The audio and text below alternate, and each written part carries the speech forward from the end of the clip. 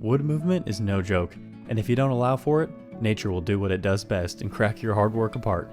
Hey, my name is Connor, and today I'm going to show you how to properly attach a tabletop while allowing for seasonal expansion and contraction. Stick around because I'll be sharing some tips along the way to make your table last for generations. Shopfix. It's for the love of woodworking. To kick things off, we need to cut and align our table aprons. These are the structural backbone of the table and play a huge role in stability. Once they're cut to size, dry fit them on the tabletop to check the alignment. Now let's talk about the importance of figure 8 fasteners. They are a game changer for allowing seasonal wood movement. As your tabletop expands and contracts with humidity changes, the figure 8s allow it to shift without stressing the wood. If you skip this step and hard mount your top, the wood will fight back, and trust me, it always wins. To make sure these fasteners sit perfectly, I use a custom jig. It includes a drilling guide and a pre-drilled hole to get the location just right every time. This eliminates guesswork and ensures a secure fit without over-drilling. A consistent depth with a drilling jig means the fasteners can move freely and sit flush against the wood. After drilling, you'll notice some leftover wood at the edge, often called dog ears, that prevent the fastener from moving left and right. Use a sharp chisel to carefully remove them. With our fastener slots prepped, it's time to drill pilot holes for the screws that will secure them to the aprons. This prevents splitting and ensures a strong hold. You definitely don't need to over-install these figure 8 fasteners, even just a few will sufficiently hold your top to the base. Before fully attaching the top, use a band clamp to hold everything together. This is my favorite way to keep the table base square through the process. This makes mounting and alignment more precise and so much easier. For accurate pilot holes, use a center punch to mark your drilling spots on the underside of the table.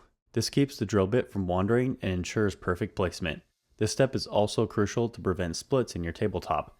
They call these long pilot hole bits aircraft extension drill bits, and they're great for reaching areas where you otherwise couldn't get to. Then a drill bit extender can be used to make securing the tabletop with screws much easier. Drive the screws home, but don't over tighten. You want just enough tension to keep everything snug while still allowing movement. The base is now fully attached to the tabletop.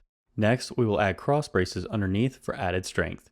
Using a pocket hole jig, we can create strong joinery without the need for other tools.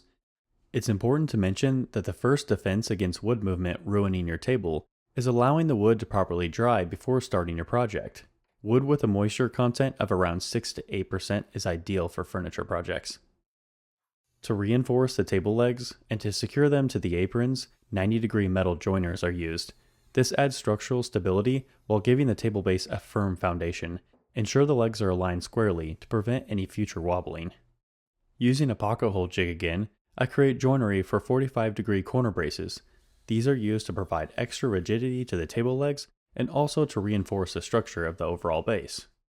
Another thing to keep in mind to control wood movement is to make sure to finish the underside of the table the same way as the top, to balance the moisture content on both sides. Controlling moisture levels can be done with a top coat, such as a hard wax, which is uniquely designed to prevent moisture. Well, after I repeat that process on all 4 corners, this tabletop is now built to last, with strength and flexibility it needs to handle seasonal wood movement. No cracks, no stress, just solid craftsmanship. Always remember, understanding how wood moves is just as important as the joinery holding it together. If you found this guide useful, give it a like, and if you've got your own method for attaching a tabletop, drop it in the comments. Thanks for watching, and I'll see you in the next one.